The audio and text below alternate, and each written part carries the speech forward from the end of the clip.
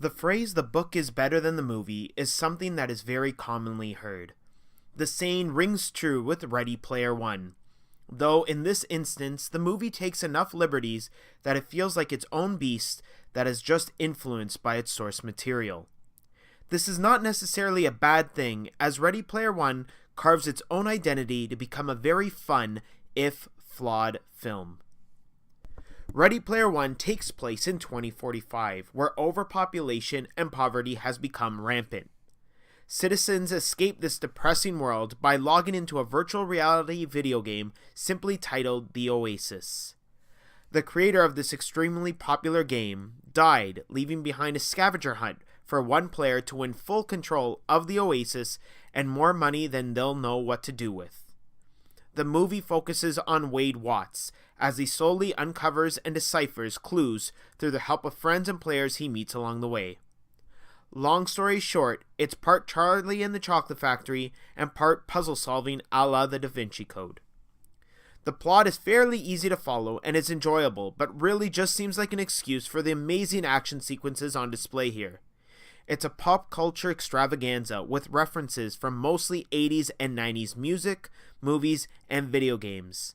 Sometimes it comes at a lightning pace, where it seems Spielberg was just ticking off a fanboy's dream list, but it fits the world perfectly here.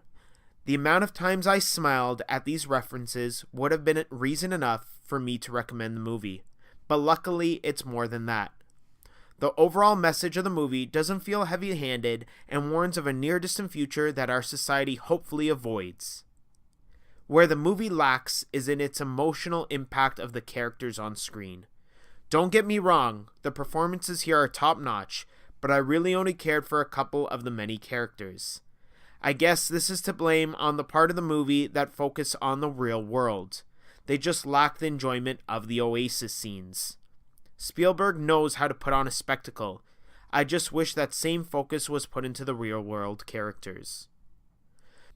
Ready Player One easily became one of my favorite books when I first read it. Unfortunately, the same can't be said about the movie. Despite that, the film was a visual masterpiece that kept me entertained all the way through, even if it didn't feel like the adaptation of the book fans wanted.